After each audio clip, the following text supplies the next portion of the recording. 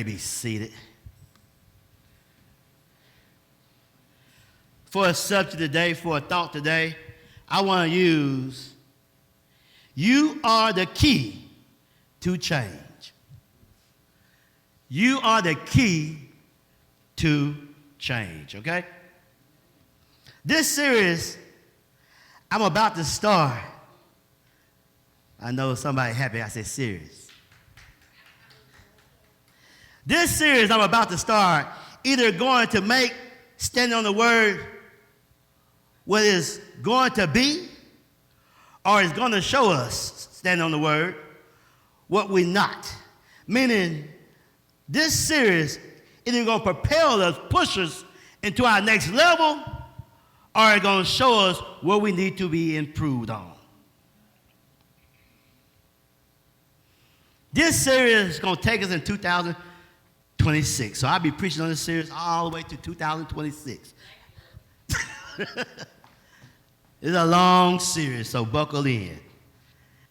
First of all, when I look at this story, I see a man that seemed to have everything, but at the same time, losing everything. He got everything at his fingertip. He at the top of his level, top of his game, but at the same time, it seemed like he's losing everything. Anybody ever felt like that? Anybody ever felt like that? To people, it looked like you have it all together. Like you got the best children, the best marriage. Look like everything is all coming together. You living your best life. But in reality, it looked like God allowing the enemy to do his will with you in your life. And to you, you're not living your best life. You might be living what you feel might be your worst life because you feel like you had it better before. Because so much is going wrong, but so much is going right. He was the captain. Everybody honored him. He was winning battles after battle, but he was a leper. So when we look at this scripture in Kings, verse 1, chapter 5, we'll see a man who may feel like life isn't fair. Because you may feel like it shouldn't be this hard. Or you may feel like, anybody feel like this ain't what I signed up for? This is not what I signed up for. Anybody felt like that? This is not what I signed up for. I feel like this sometimes. I signed up for all of this. So when you say I do in marriage, not for one moment, you thought your marriage would be hard. See, you signed up and you was and everything would seem like it was right. But you didn't understand that during time, people changes. And I don't want to get ahead of myself. I don't want to get ahead of myself. You didn't sign up for what you're going now. Those children, you know, they little, getting them with grandchild, cute little angel, kiss all over them. But as they grow, you call them angels, but as they grow, those wings get smaller. the wings start to disappear.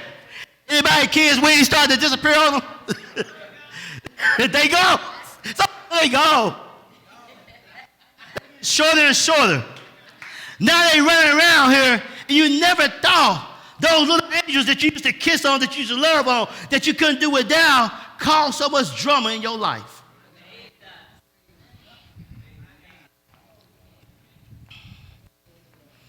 You never thought you had so much adversity, conversation, so much confliction between you and your so-called little angel. You had no idea that you'd be single this long, these many times. They're like you just can't find Mr. or Mrs. Right. Everybody's a Mr. or Mr. Ain't. I'm just saying. You had no idea that you'd be job so long, and it seems like you're not nowhere. Life not getting no better. Seems like you're at a standstill. After you done said yes to God. Think about that. After you done said yes to God. You have been doing your best to obey God to your ability. Not everything, but you do everything with purpose. And to be honest, you start to get frustrated with your life because you are obeying God. Because you never thought your yes would be so hard. I heard songs, be careful, your yes may cost you everything. That song, yes, yes, I'm pulling you out your dry places. Come up a little higher. But in order to come up a little higher, you got to go through some things. You got to face the face. You got to deal with some things that you don't want to deal with. Come up a little higher. So if we turn to the pages of the Bible, we find a man named Naaman in 2 Kings 5, which is the captain of the guards. A man who is admired by many. A man that even the king respects. A man that leads his troops into battle and always come out victorious. This is what we see. A man that is great. A man that has the king interest at hand. See, this man is well respected. He's celebrated by those around him. And he's even praised by the king himself for his worth. Naaman, a successful man, a respectful man, and a celebrated man. And also, let me tell you this right. This man is so great that his enemies, when they find out that he's coming to try to go to war with them, they shake. This reminds me of the Lion King. Anybody ever saw the Lion King? When hyenas, when Scar started talking, and they thought it was funny. Watch this. Oh, surely we lions are not all that bad. Oh, Scars, just you. Oh, you were afraid it was somebody important. Yeah, you don't like Mufasa. Yeah. I see. Now that's power. Tell me about it. I just hear that name and I shudder. Mufasa. Do it again. Mufasa. Mufasa, Mufasa, Mufasa. See, the devil, the Bible tells in James 2:19, the devil also believe and tremble. What do the devil do when you wake up in the morning? Do he smile like, oh yeah, this gonna be fun today? Or do he tremble? Oh, here we go again. The devil needs to trigger the Spirit of God that's in you because he knows you're gonna obey God no matter what comes your way. Or do he know that you're not gonna obey God if he just put enough pressure in your life, if he just push you in the right direction, if he just pull the right thing, tremble when everything's going right because they're going to do right. But I giggle. All I got to do is put them up against the right adversary. And my trembling goes away. Did you know it's too, right? Oh, it's just you, Scar. We thought somebody.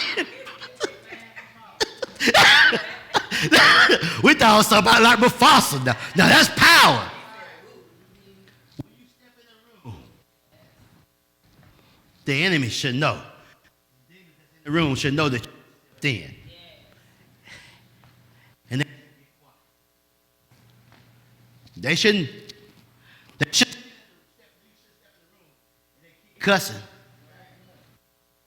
Somebody talk to me. When you step in the room, they should see God in the room. They should expect the anointing on you, not you, because you ain't nothing, but the anointing that you carry. They need to respect that. Don't give them no pass, because some of us, when somebody cuss, oh, it's okay. It ain't okay. It's okay for you because your flesh But God said, I don't want to be in the presence of that. Okay, y'all looking at me like I'm crazy now. Let me move on. I see how y'all acting today. It's all right. Somebody gonna get this. Naaman was a mighty man of valor. Is a person of great courage, of strength, bravery, especially. When it come to war, he was so brave, he didn't care who he faced. Because he felt like he always had the upper hand. Because he knew what he was capable of doing. You need to know what your God is capable of when you're going through something. It's not what you do, but what God is capable of. I can do all things through Christ Jesus who strengthened me. Be like Gideon. Gideon said, my family is the least, and I'm the least of my family. But God, the angels, God sit down, say, great man of valor. And Gideon's like, who you talking to? Do you know who I am? I'm Gideon. You know my family? Out of the 12 tribes and all the tribes that's in the tribes, we are the least of the least. And out of my family, I'm the least of that least. Great man of valor. Step forth. Woo. Even when you feel inadequate, feel weak, incapable of what you face.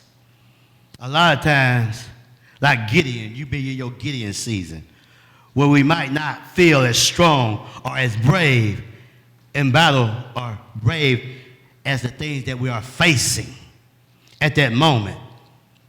But even though Naaman was a great man, and you people that's sitting in here today, even the ones listening, you got to know that you are great in the Spirit of God.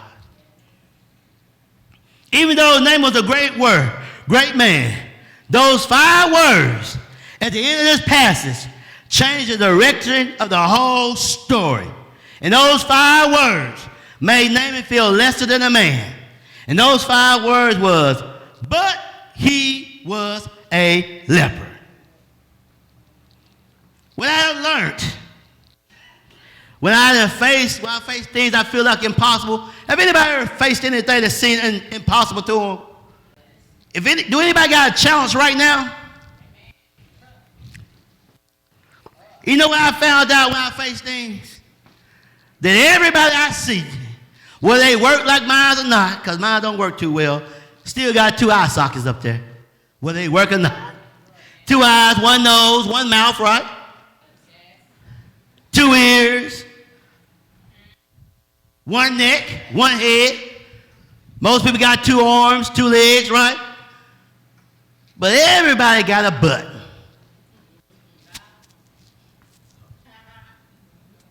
Everybody got a butt. I was going to come, but. I was going to do it, but. Everybody got a butt. After all the things we heard about Naaman, being respected, being celebrated, being noble, being honest, being all these great things, he had a butt at the end. This reminds me of Samuel. Y'all remember Samuel when he went to anoint King David? And when Samuel got there, he looking at all the other brothers, and he was like, I know Eli passed by. Oh, I know he got to be the king. Because he like me. I only can see y'all eyes and y'all ears. I can see y'all, but I'm like, God, I can't see your heart. I can't see your butt. See, I picked you because I don't see your butt. I didn't see that you wouldn't be a good person to pick because I didn't see your butt, because you was covering your butt. You was hiding your butt.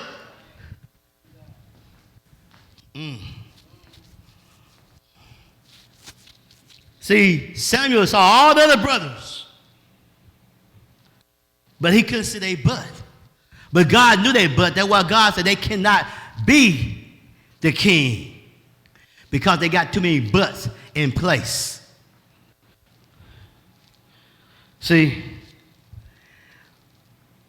we choose friends because we can't see their butts. A lot of time, we're going to probably talk about this in the marriage retreat. I ain't got too much time, but I'll give y'all a little insight. A lot of times we marry people because we didn't see their butts before we married them. And I got a rule of thumb for anybody that's not married. You don't need to marry nobody until you see their butt. And let me tell you one way you can see their butt. Let their back get pushed up against the wall and see how they react under pressure. Because how they act under pressure is how they going to act with you when things don't go their way. You need to see them mad. There used to be a movie, come on, I'm pissed off to my high pistivity. That's way up. That's up there. You need to see them mad to the high level. If they get so mad, they start punching things. When you get married, you're going to be the thing. I'm trying to tell somebody. Y'all, there's been a bunch of people saying, they got You got to see them at their height. When everything going good, they are loving, kind. You ain't told them no because you want to be with them. Let me move on. That ain't what I'm talking about. I'm just kidding. What I say this message is going to do, this series is going to do, going to push us. We always going to have those who like to show their butts, and we don't want to talk about them. The majority of people try and cover up their butts behind smiles, praising the Lord like ain't nothing wrong. Come on now. But Naaman had a skin disease, right? And when you're on the battlefield, your armor cover your skin, right? We good at covering things up. But yes, most of us have multiple butts that we are dealing with right now in our lives. Just about everybody here dealing with more than one issue in their life right now. It ain't just one issue you're dealing with. You're dealing with multiple issues. Dealing with probably with your spouse, with your kids, your job, financial problems, all kinds of things that's going on. Church, everything.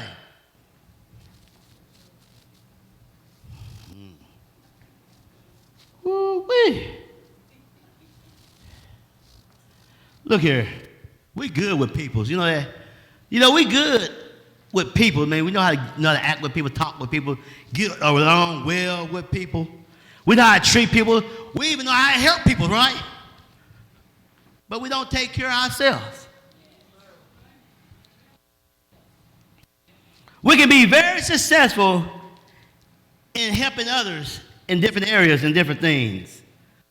We can work hard enough to get promotion, get elevated, but our children done got out of control, out of hand. Our marriage is great, but our kids great, but I ain't got time for that. Let me move on. I ain't got time for that. It'd take me to the end of my sermon to finish that right there. Let me move on. Now, we are not sure at the time. No, look, when this was written, we ain't sure that the skin disease have been visible. We don't know if the boil starts. We don't know. It just said he had leper. We don't know what step he was in, what phase he was in. All we know he had leper. So we don't know was it visible or not, because he was still working with people, right? He was still working close with the king, okay? So we don't know if it was showing or not. But he was a leper, right? And leprosy is dangerous because there was no cure. And over time, it will disable your fingers. It would make your fingers and toes all numb, that you don't feel anything, that you damage them to the point that you have to start cutting things off. And then all of a sudden your skin fill up with boils and sores, and eventually it could kill you. Okay? I can imagine many of us, we do the same thing with our butts. We try to figure out how to cover them up, how to keep them away from others. But even though you hide them as much as you can, but even though you hide your butts, every day you think about your butts. You think about your situation. You think about what you're going through day in and day out. So what we do, we learn how to hide our butts. You know how sometimes we hide our butts? It's about highlighting our great qualities. So people can't see our butts. I can't read too well, so I highlight what I can do well. And I'm always talking about what I do so well that you pay no attention to my butt. I'm not a great speaker, so I'm a great builder, though, but not a good speaker. And so I always highlight my building skills. So we hide our butt through our accolades. And that's what Naaman was doing. He was hiding his butt through his accolades. I'm a great warrior. I got respect. I got honor. All this. See, we hide our butts through our qualities and let people see what we want them to see about us so they don't focus on our butts. As I stand here today and read about Naaman, I tell you what, he's not the only one that had leprosy. There's some people that here got leprosy, meaning they're dealing with something that they're trying to cover up.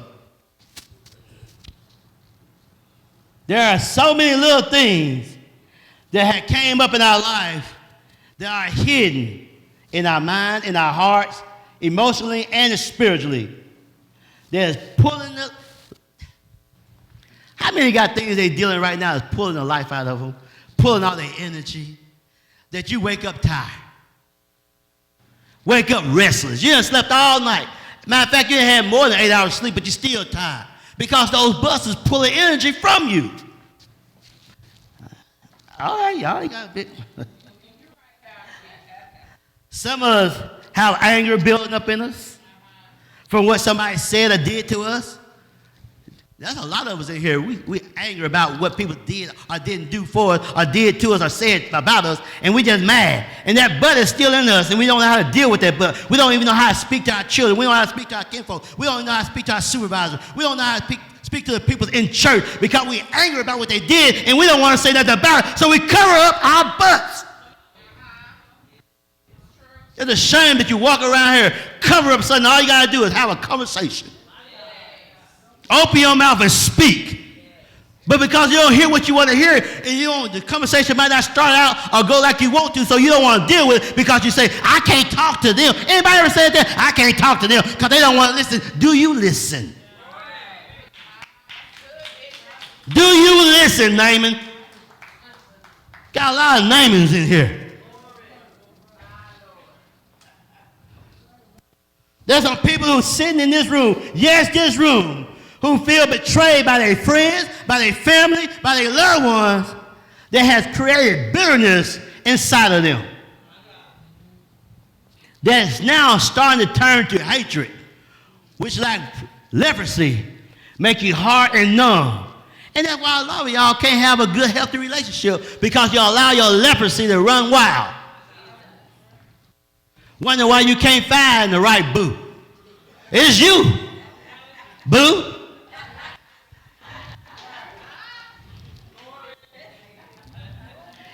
And when you allow that business to sit up, it pulls the pride to the forefront. Okay. That keeps you from humbling yourself. Oh. I heard an elder up here, he's trying to get people. No, that's why you can't get people to praise God. Because when you got leprosy, when you come to a room that's filled with the Holy Spirit like this, it keeps you from humbling yourself because leprosy then came forth and put pride. So now you can't humble yourself in a room that was ready for you to open up. Can't open up in a place like this. You can't even find yourself surrendering to God.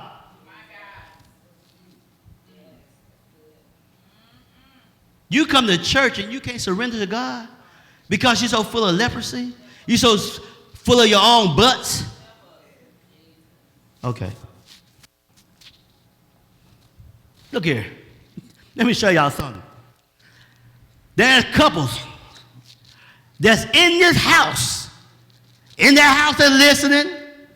Facebook. There's couples right now with leprosy. You can't tell because when they come outside their house, they hold hands, they smile, they talk, they love, they kiss, they do it.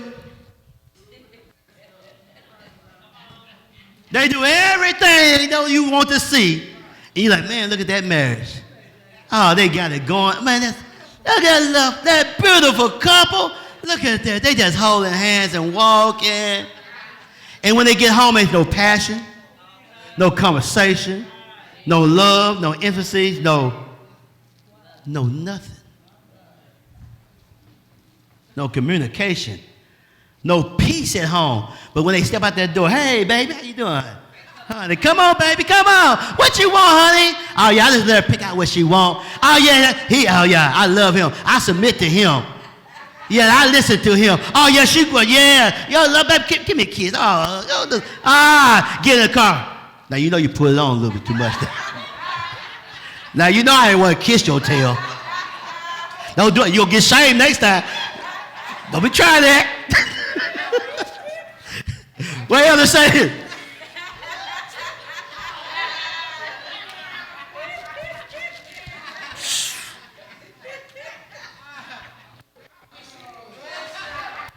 Keep on. I'm just saying that what we do. Y'all laughing. Keep living. Almost every marriage go through that. I didn't say every marriage, just about every marriage go through that. And you gotta fight for your marriage. You gotta get that love back, that peace back, that intimacy back. You gotta get that communication back. You gotta get that fire back.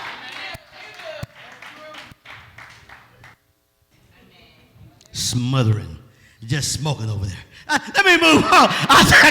Let me move on. So y'all got me cut up. Let me move on. Let me move on. Church, we learned how to cover up our butts outside the four walls of our house. But when we're at home, it's turmoil, pain, fear of others finding out our butts, our prophecy, our leprosy. Ooh, Jesus. Let me tell y'all something. You only can hide for so long. Because eventually, leprosy always seeps out. No matter how much we try to hide it, eventually it leaks out. The reason so many cover up so long and so well is because social media. Social media helps us a lot. You know what I mean? Let me show you how leprosy look on social media. Let me show you how our butts look on social media. On social media, everybody's a gourmet chef. They take pictures of food they didn't cook about 20 times before they got it right. You see that last one. I'm just saying, because they ain't doing well. They come after, somebody, they died 50 feet from the ball, the goal they throw, but it took them 180 times to get that one shot. And they show that one shot because they filmed the whole time until they hit it. Because they don't know when they're going to hit it, right? So they keep throwing. They finally hit it. Then they got to edit all that out. Oh, y'all see it? We cover up our leprosy. Everybody, spouses, stop what you're doing. The greatest man, the greatest woman that walked the earth's birthday today. Now you know you can't stand them, but they ain't great. But they ain't great when it comes. My great loving husband for 20 years, but the 21st day is the only time I loved him. But anyway, the woman of my life, I always got kids, look at this and look at that. We got the best kids in the world and whooping them every day. Punishing them. Get your bad tail in there and sit down. Come here, before you go sit down, come take this picture real quick. Hold that thing up. Smile. You better smile for this picture. I'm just saying. You cover up your butts. People like, man, then here go everybody else. Why you can't act like that child? That child, they looking at you like, I go to school with him. You don't know him, Mom. I'm telling you. He ain't like that. Oh, I'm looking here. No, that ain't how he is. to school, but he bad. No, he ain't. I see what I'm looking at right here. You need to be more like them. And how come our selfies that we take? Oh, man. Oh, boy. Oh, boy. Oh, boy. You know, oh, boy. When we take our selfies, why we always got the everything all right smile? Everything okay smile. That Kool-Aid smile. Everything's okay smile. We can, I tell you what, I'm not getting, my wife, we're on vacation, right? She doing something, the lady taking a picture of the agriculture. Stuff way up in the ceiling, right? The woman that's taking a picture of everything, my wife said she get picture ready. The woman had to come, get my wife's number and send her the pictures. She said, ma'am, I wasn't trying to take pictures. I like agriculture. I go all around the world taking pictures of agriculture and stuff. But you got picture ready, so I'm going to send these pictures to you. I'm telling you, boy. Now, hold on. The flip side is, it was 117 degrees out there. She's sweating hot. She mad, but well, I tell you, picture ready. So that's what we got to do. She was hot. We're going to move.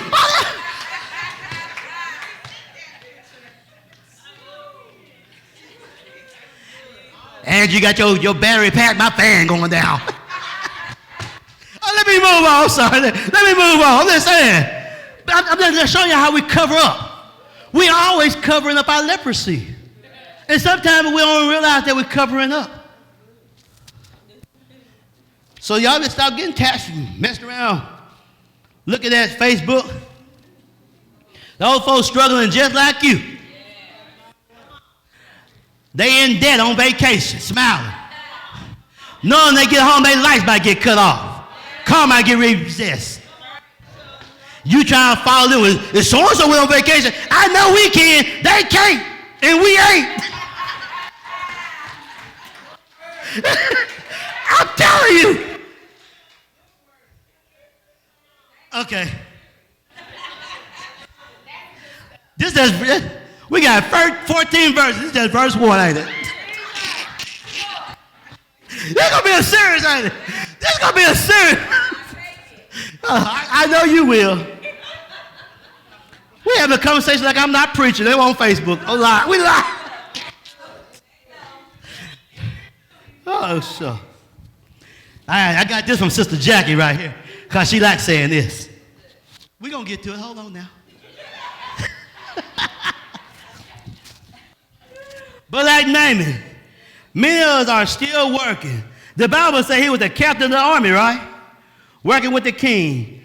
Meaning that Naaman was a functional leper. Sister Jackie always talking about a functional alcoholic, functional functional drug addict. Functional. Let me tell y'all something. The only thing worse than being a leper, being an alcoholic, being addicted to drugs, addicted to whatever you're addicted to, is being a functional one. Being a functional leper, a functional alcoholic. Somebody asked me why. Because you're deceiving the people around you. Because you're able to function on your job. You're able to get up. You're able to be a parent as an alcoholic, as a drug dealer, as a leopard. You have learned how to be content in the season. You're just a crucial accident waiting to happen. Think about it. You're an alcoholic. You're addicted to some type of drug, whether meth, cocaine, wherever it is. Pills. That's why you be hearing. I know my wife tell me this one guy beating his husband, his wife every day. He come to work like everything's okay. Functional. That's why you be like, he killed who? Oh, he was on. I didn't even know he was on drugs like that. Functional. Then tripped out. Operating the big equipment and killed somebody. Oh, he was drunk. What? I didn't even know he drunk. He come come to work every day faithfully. He don't never miss. He always on time. Functional. Can you imagine having a functional alcoholic, functional drug abuser living with you? With the thing about being functional, one day you're not going to be functional. Okay, let me move on. As a functional leper, you feel you don't have to deal with the things that you're suffering with, the things that's in your heart, that's in your mind, that have you crying through the night, keeping you up, wrestling with your butts. The sad thing about all this is that you done got so good at covering it up, your butts, your leprosy, that you fooled everyone and you begin to fool yourself like you ain't got no problem anymore. That you can handle the drugs that you taking. You can handle how much alcohol that you drink. I can handle this. I'm functional, ain't it? I got this leprosy. I'm functional. And don't realize you're on a downhill spiral. That you're spiraling out of control, but you don't realize it because you're functional. Just like Naaman. See, when you're a functional leprosy, you ain't known for your accolades. All the things you've done for people. They're not going to remember all of that. They're not going to remember the plaques on the wall. It's what you do with your leprosy. It's what you do with your butt is that they remember. Let me explain it to you like this. You ever been on a plane and they tell you the mask drop, put it on your face, right? Because the cabin pressure drop. What's it called? Hypoxia or hypoxia, something like that, hypoxia, apocrypha, whatever it is.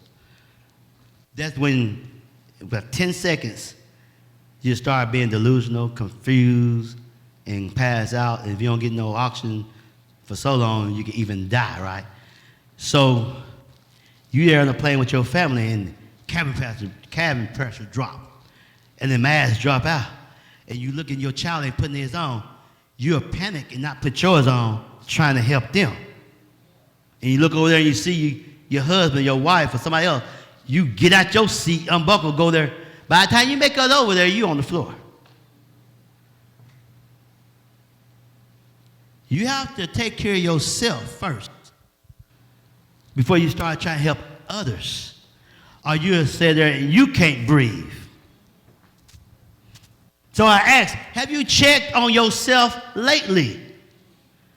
Because a lot of times we push back our lives, we push back our needs because we're so worried about our spouses, our children, our job, our friends, our family, on what they need, and never focus on our own. And when I was saying about that air, in 10 seconds, it could be 10 minutes for you, it could be 10 days for you before you start panicking. It could be 10 weeks, 10 months, 10 years. You might be in your 10th year and it's about to take you out, your leprosy, your butt, what you've been dealing with for 10 years because you refused to take care of it. You refused to open up and let God help you with it. So now it's going to take you out. Okay. But I came today to ask, is there a butt or a leprosy that's gasping for air inside of you? Some type of addiction that you're dealing with. Some type of stronghold that you refuse to let go. Some type of unforgiveness that you hold on to because you feel like they've done you wrong and you waiting on them to apologize. Listen, Naaman, you might be successful, but you're sick unto death. You don't even realize that you are sick unto death. On the outside, people looking and you look perfectly good from a distance, like most of us. We like the pats on the backs. We like people to encourage us, but we tore up from the floor up, messed up from the neck up. First Lady said every Sunday, you don't have to leave the same way you came in. But if you do, it's nobody's fault but your own. Naaman. Just like Naaman. Some of us here are Naamans. Everything hinges on what you would choose to do. Would you choose to hold on to your leprosy? or would you choose to deal with your butts? I'm telling you, now, if either it's going to consume you and take you out, or you can bring it to the open and give it to God. See, the chapter could have ended with, it was a man named Naaman, captain of the guard, did great things, but he had a problem, and he died.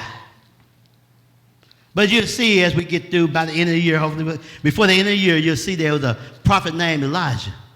The guy set in place that Naaman chose to deal with his leprosy, and the Bible said he was clean. But we're not here to talk about him being clean. We're here to talk about your leprosy that you refuse to let go. Because right now, Naaman is like us, refusing to let go. Because what your children are going to talk about, your grandchildren, your great-grandchildren, years from now, they might talk about different things, but what's going to really impress them is when they say you was lost, but now you're found. You were blind, but now you see. They're going to talk about how you dealt with your leprosy. They're going to talk about all your overcomes that God brought you through. Some of them went through cancer. Some of them went through heart surgery. Some of them went through all these different things. That's what leaves the mark on your life. How you handle your leprosy leaves a mark. That type of thing, I'm telling you. So you have to bring your leprosy to the fore and say, I'm tired of this anger. I'm tired of this pride. I'm ready to surrender. I don't want to live like this anymore. But what we have to realize is we are the key to change. And if God tells us to stay on our job, then we must stay on our job. You know why? Because you might be the light in the midst of darkness in your department that somebody see. You might be looking for a house, waiting to move, waiting to get out your apartment, waiting to leave the Asbury, waiting to get out your parents' house. But you can't. There's a reason why that you're still there. Because you might be the light that's needed. You might be the key to the change. Let me show. See, because a lot of times we can cover up for so long and we don't even realize what's really going on, how we really look, because we all covered up. And you can be the key to your friends seeing how God can heal somebody, how God can really deliver you. But because you're all covered up and you keep things closed in, they can't see sometimes. So we have to uncover. We have to come up and say, God, I'm ready to let go of what I've been holding on to. I've been holding on to a lot. And I've been covering up. And people don't understand what's really going on in your life until you really uncover. You know, you just have to uncover. You look good, you dress good, talk good. I hope you smell good, but you know, I can't say that right now. I only can see you. I can't smell you. I don't want to smell you. You ain't smelling good. I'm just saying. Let people see the real you sometime. What you really like.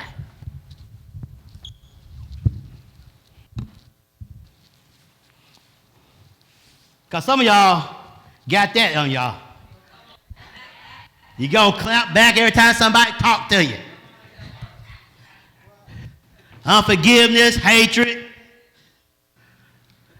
Then some of us, because we can't get promotion, we feel like we always blocked. Let people see your leprosy.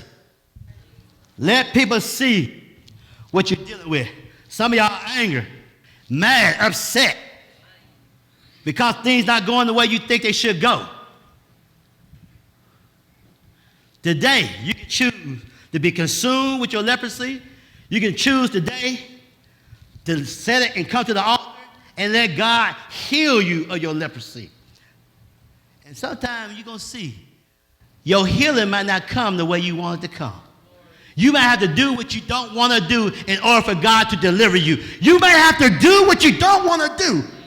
You'll see he had to do something that he thought was beneath him. So you come up here and God tell you to do something, you be like, why I gotta do that? Do you want to be healed or not? Do you want to be set free or not? You deal with things, but you don't want to do what it takes to get out of it. You just want to get out of it the way you want to get out of it. So you have to do what God said to do, and the way he said to do it, when he said to do it, and how he said to do it, in order to be released from these things. Until next time, amen.